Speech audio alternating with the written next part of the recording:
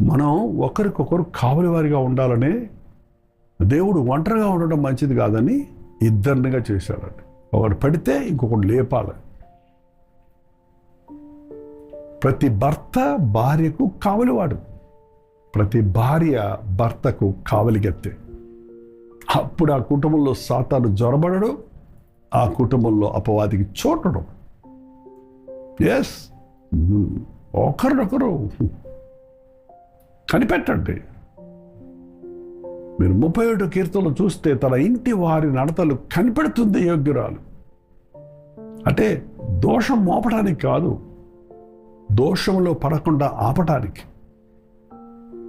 మనం ఎందుకు కావలి వారిగా ఉంటాం? మనను వారిని పనిష్ చేయడానికి కాదు, వారు పడిపోకుండా కాపాడటానికి, మోసపోకుండా కాపాడటానికి. మీరు ఎక్కడికైనా వెళ్ళేటప్పుడు మీ భార్యను వెంట పెట్టుకెళ్తారా? చాలామంది భార్యను నొకల అంటారు. ఎందుకండి అలా అంటే, ఆమె అన్నిటికీ బ్రేకులు వేస్తుందండి అన్నాడు ఒక ఆయన. అన్నిటికీ ఏమేస్తుందట? బ్రేకులు వేస్తుంది.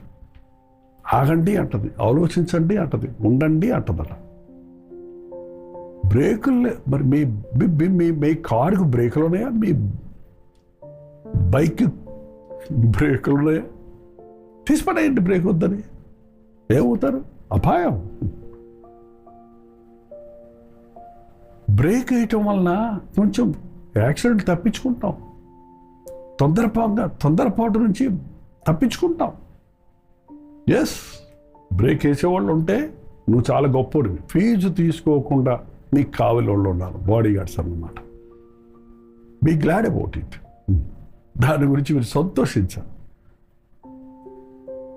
ఒకరినొకరు భర్తకు సమాధానం చెప్పాలి. ఎక్కడికి వెళ్ళావు? నా ఇష్టం అనకూడదమ్మా. భర్త చెప్పాలి, నేను ఇంటి యజమాన్ని, నేనేదో చెప్పాలి నీకు అనొద్దు. బయటికి వెళ్ళేటప్పుడు చెప్పండి. ఆలస్యమైతే ఫోన్ చేసి చెప్పండి. ఇప్పుడు ఫోన్లోనే కదా. పలానా సమయానికి వస్తున్నానని చెప్పండి, ఎక్కడున్నారని చెప్పండి. ఎందుకు దాపరికం? తప్పు లేనోడికి దాపరికం లేదండి. తప్పులో ఉన్నోడు దాచుకుంటూ ఉంటాడు.